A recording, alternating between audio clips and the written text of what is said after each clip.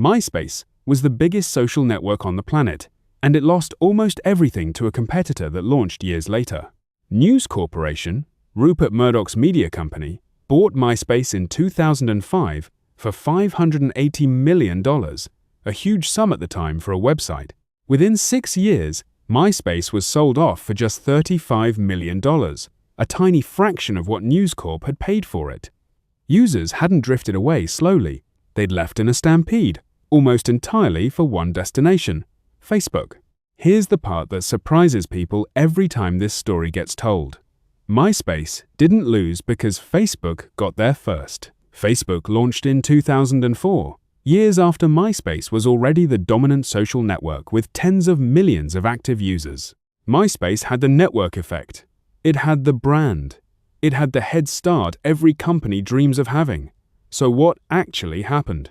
MySpace lost because it let its own product quality erode slowly, while treating advertising revenue growth as the metric that mattered most. Picture what using MySpace actually felt like in its later years. Pages were cluttered with banner ads stacked on top of each other. Auto-playing music embedded on user profiles meant visiting a friend's page could blast a random song the second it loaded, whether you wanted it or not. Profile customization, MySpace's own signature feature, the thing that made it feel personal and creative, became a mess of clashing fonts, glittering GIFs, and embedded media that made a huge number of pages genuinely painful to load and read. MySpace allowed users to inject their own raw HTML and CSS directly into their profile pages, which is exactly what made early customization feel so exciting and personal in the first place. But that same openness meant there was no consistent visual standard across the site at all, and it created real security problems too, including a well-documented 2005 incident where a self-propagating profile script, later nicknamed the Sammy Worm, spread to over 1 million profiles in under a day simply by exploiting how freely the platform let users embed code. Facebook made the opposite bet from day one. It launched as an invite-only network restricted to Harvard students, then expanded methodically campus by campus, keeping a single, rigid, unchangeable profile template for everyone. There was no custom HTML, no glitter GIFs, no autoplay music, just the same clean, fast layout for every single user, which felt restrictive compared to MySpace at the time but aged far better as the user base scaled into the hundreds of millions. Facebook's founders were famously obsessive about interface speed and simplicity, refusing to clutter the core experience even when it would have been easy to chase short-term ad revenue the way MySpace did. Load times crept up on MySpace. Spam and fake bot accounts became a persistent, visible problem that the platform never fully got under control, and complaints about it show up constantly in press coverage and user forums from that era. Users didn't leave MySpace because a competitor out-innovated them on one single dramatic feature overnight. They left because the daily experience of using the product had quietly, steadily gotten worse over time, at exactly the moment a cleaner, faster alternative existed right next door and was actively inviting them in. This is where the story gets genuinely useful for anyone managing a team or a product today, not just tech historians. But here's the part almost nobody connects to their own situation. Leadership at MySpace wasn't asleep at the wheel. They were tracking real numbers. Revenue was growing. User counts for a long stretch still looked healthy on a dashboard.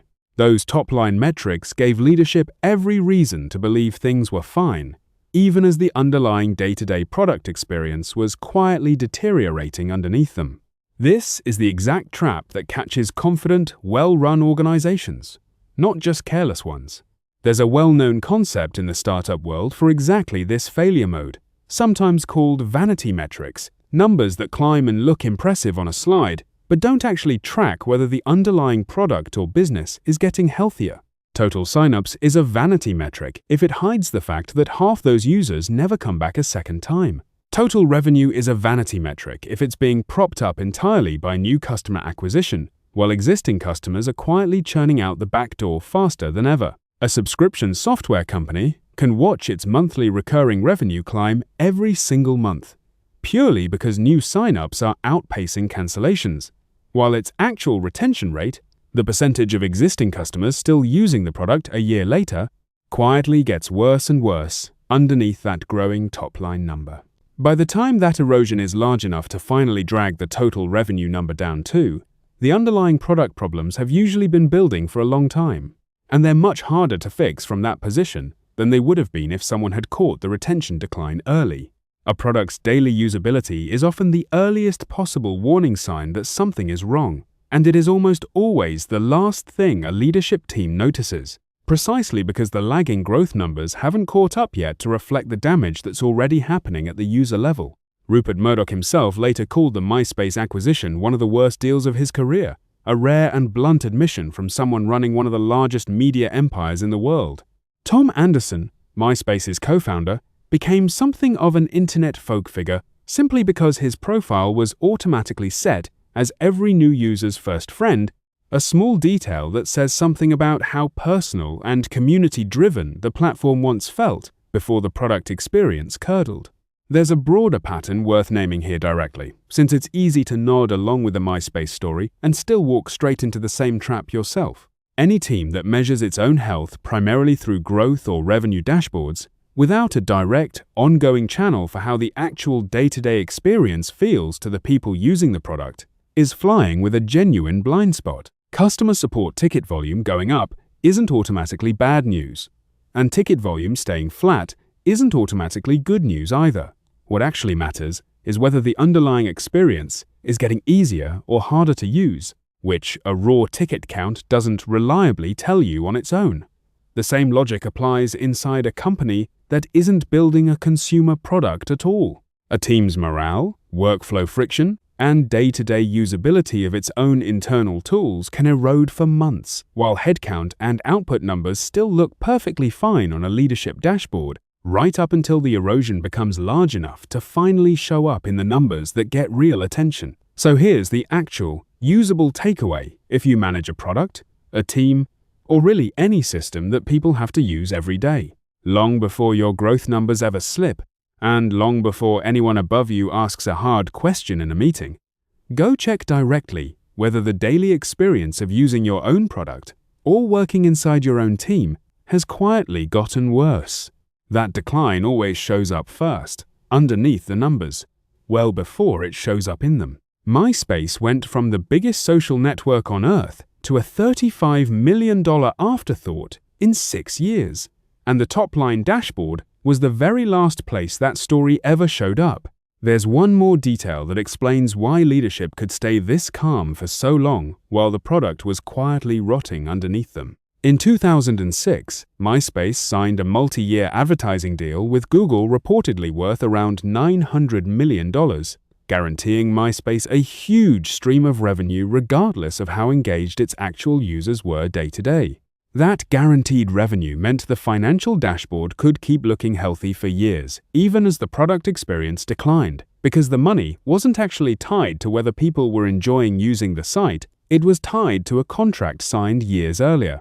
A guaranteed revenue stream like that is a genuine blessing for a business in the short term, and it is also one of the most dangerous things a struggling product can have, because it removes the one signal, declining revenue, that would otherwise force leadership to confront a declining user experience sooner. There's a smaller, more specific product decision worth mentioning too, because it shows the same erosion happening at the feature level, not just the platform level. MySpace's Top 8 feature let every user publicly rank their 8 closest friends on their own profile page, a feature that drove enormous engagement early on, precisely because it was so personal and so visible. It also became a well-documented, widely reported source of real social conflict among teenage users, arguments over who got bumped from someone's top 8, breakups triggered by a friend ranking, entire mini-dramas playing out in public on a feature that was originally meant to feel fun and connective. MySpace never fully solved that tension, and the feature that once drove some of its strongest early engagement became, for a meaningful slice of its user base, a genuine source of daily stress rather than daily delight. One more example of a feature that looked great on an engagement dashboard while quietly damaging the actual experience for real people using it. There's a broader concept worth naming here too. Network value, sometimes described through a rule of thumb called Metcalfe's law, is often described as scaling with the number of meaningful connections between users, not just the raw count of registered accounts.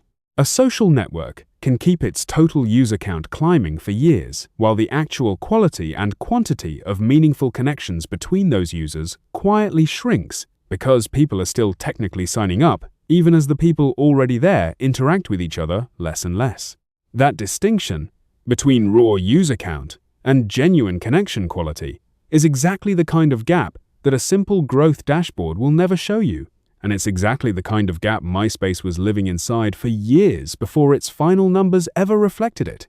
After the 2011 sale, new owners, including a partnership backed by musician Justin Timberlake, tried repositioning MySpace entirely around music discovery, a genuine attempt to find a smaller, more defensible niche instead of competing head-on with Facebook for the same mass-market social graph.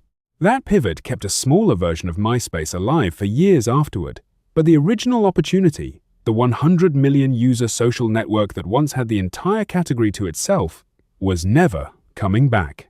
For any manager reading this, here's a concrete way to build the retention check this story is really about. Pick one number that reflects whether existing users are staying and genuinely engaged, not just whether new users are arriving.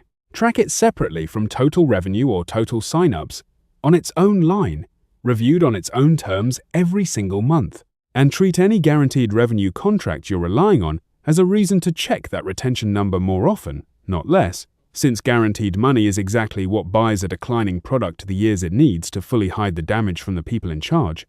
There's a reason this specific failure mode is so easy to fall into, and it isn't unique to MySpace's leadership. Growth metrics and revenue metrics are simple, familiar, and easy to put on a single slide in a board meeting. Product quality metrics, the kind that would have caught MySpace's decline early, are messier, harder to summarize in one number, and often live inside qualitative user complaints and support tickets rather than a clean line on a spreadsheet. Given a choice between reporting a simple, flattering number and a messy, ambiguous one, most organizations will gravitate toward the simple number, not out of dishonesty, but because it's genuinely easier to build a reporting process around. The organizations that avoid this trap tend to be the ones that deliberately force themselves to build the harder, messier metric into their regular reporting cadence anyway, specifically because it's uncomfortable and doesn't summarize neatly, which is exactly why it tends to surface real problems the easy numbers miss. If a metric is easy to report and always looks good, that's not necessarily reassuring. Sometimes it just means nobody built the harder measurement that would have told a more complicated, more useful story. It's worth naming too why this specific case gets taught so often in business and marketing courses instead of quietly fading into internet history. MySpace isn't remembered as a story about a bad idea. It's remembered because the idea was genuinely excellent, proven excellent by the fact that a competitor executing a nearly identical concept became one of the most valuable companies on earth, using largely the same underlying premise. People want an online place to connect with friends. That's precisely what makes the case so useful for a manager to study closely. It isolates execution and product discipline as the actual variable that mattered, stripped almost entirely of any question about whether the underlying business idea itself was sound. Most cautionary business stories get muddied by an argument over whether the original idea was ever going to work in the first place. MySpace removes that argument entirely, because we know, with total certainty, that the idea worked, since Facebook proved it at a scale MySpace itself never even reached. Every ounce of the difference between those two outcomes traces back to daily execution, not strategic vision, which is exactly why this case deserves more attention from working managers than flashier failure stories built on ideas that were arguably doomed from day one, regardless of how well they were executed. If you take away only one habit from this entire story, make it this. Once a quarter, sit down and actually use your own product or your own team's internal tools, the way a genuinely new user would, start to finish, without the context and muscle memory you've built up from using it every day. MySpace's own executives almost certainly stopped doing this somewhere along the way, because the erosion happened slowly enough that daily familiarity hid it from the very people whose job it was to notice. Bring someone from outside your own team into that exercise whenever you can, since your own familiarity with the product is exactly the thing standing between you and seeing it the way a real new user actually would. MySpace still exists today in a much smaller form, a quiet reminder that the underlying idea and the underlying brand were never really the problem at any point in this entire story. Everything that actually determined the outcome, the ad placement decisions, the profile customization limits, the moderation policy, the interface speed, was a choice someone inside the company made, one deliberate decision at a time, long before any user ever clicked away for good. None of it was inevitable, and none of it happened by accident, which is exactly what makes it worth studying closely instead of just retelling as a simple story about bad luck, or a smarter rival simply showing up first and winning fair and square. Follow along for more of these.